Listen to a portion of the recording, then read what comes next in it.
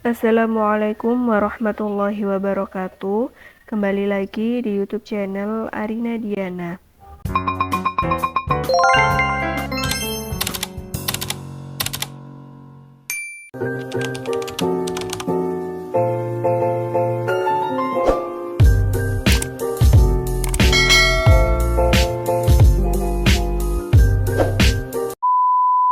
Di video kali ini kita akan belajar tentang bagaimana cara melakukan uji asumsi klasik di aplikasi SPSS. Nah, teman-teman langsung saja masuk di aplikasi SPSS-nya. Kemudian jangan lupa kita beralih ke variabel view terlebih dahulu. Lalu untuk nama di sini kita kasih keterangan X1, X2, dan Y.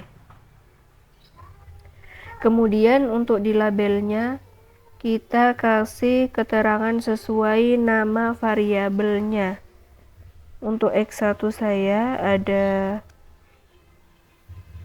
kompetensi guru, kemudian autoritatif, parenting style, lalu karakter holistik siswa. Nah, untuk yang di bagian measure-nya ini kita ganti ke bentuk scale. Nah, untuk yang variabel Y-nya kita biarkan seperti itu. Lalu kita ke data view. Nah, setelah itu kita langsung masukkan data. Ini adalah hasil pengolahan data dari jawaban responden yang sudah kita olah melalui tabulasi data. Kita copy, kemudian kita paste di sini. Setelah datanya sudah muncul, kemudian kita lakukan analisis pertama, yaitu untuk uji normalitasnya. Kita klik analyze, kemudian regression, lalu linear.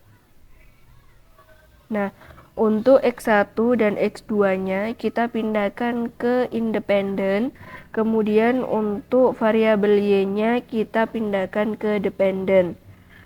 Lalu di bagian statistik di sini teman-teman jangan lupa untuk centang yang collinearity diagnostic.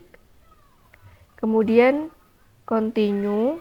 Lalu untuk yang di bagian plotnya ini teman-teman harus perhatikan baik-baik. Untuk yang ini kita pindahkan ke variabel Y. Kemudian untuk yang ini Z-pred itu kita pindahkan ke variabel X. Dan juga untuk yang standardized residual plotnya kita centang yang histogram dan juga normal probability plotnya. Kemudian klik continue.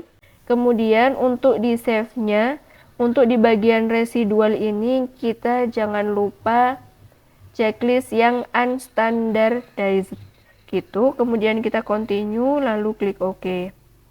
Nah, ini adalah hasil dari uji yang sudah kita lakukan tadi. Dan langsung saja kita ke filenya. Di sini untuk uji asumsi klasik ada 3, yaitu uji normalitas, kemudian uji multikolinearitas, dan uji heteroskedastisitas.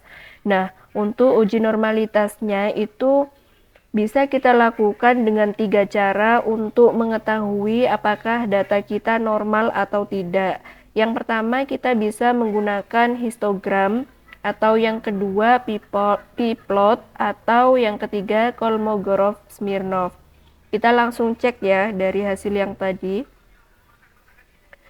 Nah, untuk yang histogramnya kita bisa lihat di sini. Nah, kita langsung copy saja. Kita copy, kemudian kita paste di sini.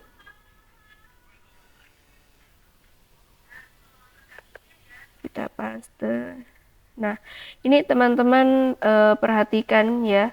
Di sini kalau garisnya ini membentuk seperti gunung, itu artinya data kita normal ya, mengikuti grafik diagonalnya. Nah, ini bisa kita lihat bahwa dia garisnya berbentuk seperti gunung, artinya data kita normal. Tapi kita tidak bisa menyimpulkan hanya dengan melihat hasil histogramnya saja. Sekarang kita coba lihat untuk yang di p-plotnya. Untuk yang di p-plotnya kita bisa lihat di sini. Di bagian normal p-plot of regression standardized residual. Kita langsung copy. Kemudian kita paste di sini. Nah, teman-teman perhatikan baik-baik untuk yang di bagian p-plotnya ini data kita dikatakan normal apabila titik-titik yang menyebar ini mengikuti dan mendekati garis diagonalnya ya. Kalau seandainya titik-titiknya ini menyebarnya menjauhi garis diagonal, maka dia tidak normal. Tapi karena ini mengikuti dan mendekati garis diagonal, maka data ini dikatakan normal. Seperti itu ya. Kemudian kita juga tidak bisa langsung menyimpulkan hanya dengan berdasarkan hasil histogram dan juga hasil p-plotnya. Yang paling penting di sini adalah di bagian Kolmogorov-Smirnov. Jadi itulah kenapa banyak sekali penelitian yang untuk menentukan datanya normal atau tidak, mereka tidak menggunakan histogram dan juga p-plot, tapi mereka kebanyakan menggunakan hasil dari Kolmogorov-Smirnov. Karena dari sini sudah bisa dipastikan bahwa data kita normal atau tidak, kita bisa menyimpulkannya dari sini. Langsung saja untuk dapat mengetahui bagaimana hasil Kolmogorov-Smirnov-nya, kita kembali ke aplikasi SPSS-nya. Untuk yang Kolmogorov-Smirnov, kita lakukan analisis lagi, analyze, lalu pilih yang di non-parametric test, kemudian legasi dialog, dan pilih yang di nomor 1 sampel KS ini. Kita klik OK. Kemudian ini yang kita masukkan di sini adalah yang ini ya, residual 1. Kemudian kita klik OK. Nah, ini nanti yang akan kita masukkan di file kita. Kita copy. Kita taruh di sini.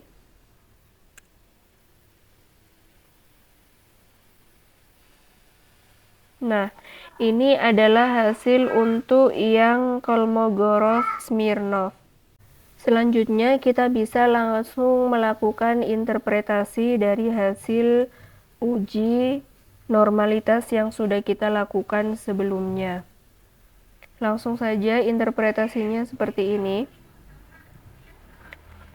Berdasarkan tampilan atau output gitu ya. Di atas dapat diketahui beberapa hal, yaitu 1 atau A gitu. Pada grafik histogram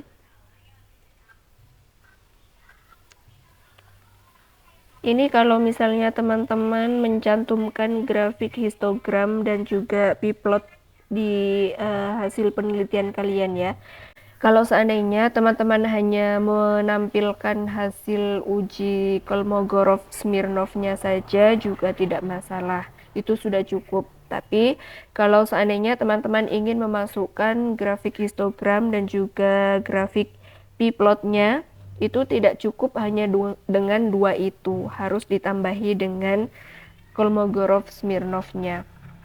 Pada grafik histogram, data menyebar di sekitar grafik atau data menyebar di sekitar grafik dan mengikuti arah grafik diagonalnya. Seperti ini untuk yang grafik histogram. Kemudian yang kedua, pada grafik p-plot terlihat bahwa titik-titik menyebar mengikuti dan mendekati garis diagonalnya. Dan kemudian yang ketiga, pada tabel Kolmogorov-Smirnov diketahui bahwa nilai signifikansi sebesar untuk nilai signifikansi di tabel Kolmogorov-Smirnov-nya kita bisa lihat di sini yaitu 0,200. Kita tulis aja 0,200 atau lebih besar dari 0,05. Nah, setelah kita sudah menginterpretasikan, kemudian kita langsung bisa untuk mengambil kesimpulan. Dengan demikian, dapat disimpulkan bahwa model regresi pada penelitian ini telah memenuhi asumsi normalitas gitu. Artinya data menyebar secara normal. Nah, untuk kesimpulannya bisa simpel seperti ini aja. Selanjutnya kita ke uji asumsi yang kedua, yaitu uji multikolinearitas. Nah, untuk uji multikolinearitasnya, dasar pengambilan keputusannya yaitu jika nilai VIF lebih kecil dari 10, maka data dinyatakan tidak terjadi multikolinearitas. Begitu juga dengan sebaliknya. Kemudian yang kedua, jika nilai tolerance value atau biasanya disingkat dengan TOL seperti itu lebih besar dari 0,1, maka data dinyatakan tidak terjadi multikolinearitas.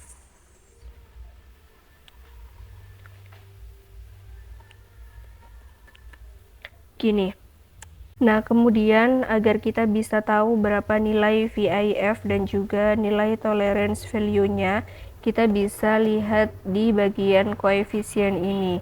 Dan langsung saja kita copy. Kemudian kita paste di sini.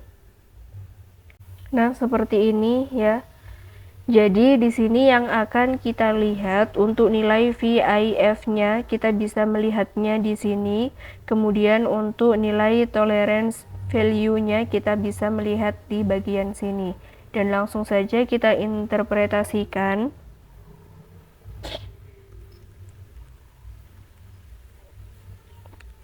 Berdasarkan tabel 2 di atas, anggap saja itu tabel 2 ya, dapat diketahui bahwa 1 di sini nilai VIF variabel kompetensi guru adalah sebesar 2,18 ini ya, 185,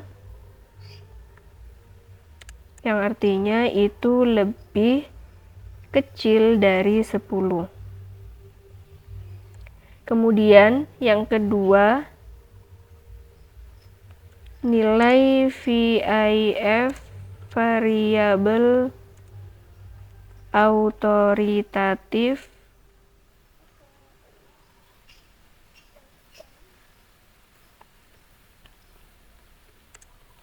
parenting style adalah sebesar 2,185 atau lebih kecil dari 10. Kemudian di sini nilai, kita singkat aja ya, TOL seperti itu, atau toleransi value. Tolerance value, nilai TOL untuk variabel kompetensi guru adalah sebesar 0,458. Artinya dia lebih besar dari 0,1. Kemudian yang keempat, nilai TOL variabel autoritatif parenting style sebesar 0,458 atau lebih besar dari 0,1.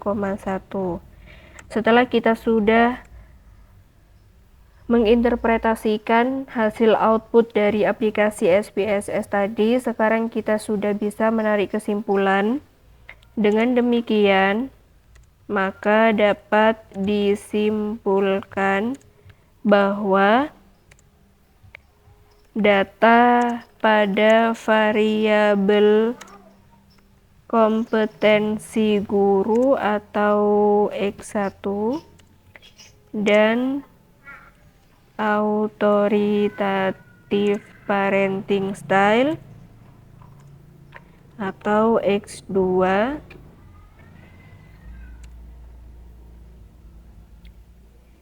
tidak terjadi multikolinearitas. Oke, jadi untuk uji multikolinearitasnya seperti ini. Dan selanjutnya kita lanjut ke uji heteroskedastisitas. Nah, untuk uji heteroskedastisitas ini kita bisa melihatnya di bagian sini. Nah, untuk uji heteroskedastisitas kita bisa melihatnya di gambar scatter plot ya. Langsung saja kita copy, lalu kita pindahkan ke sini.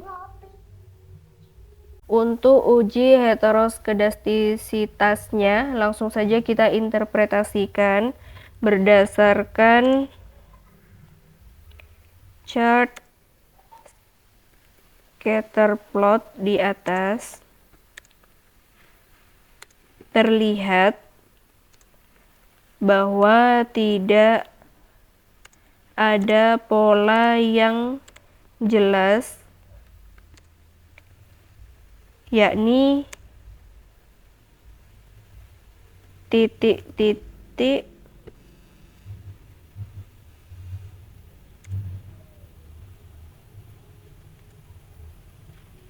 menyebar di atas dan di bawah angka 0 pada sumbu Y. Maka dapat disimpulkan bahwa tidak terjadi heteroskedastisitas. Thank you for watching. See you next video. Bye bye.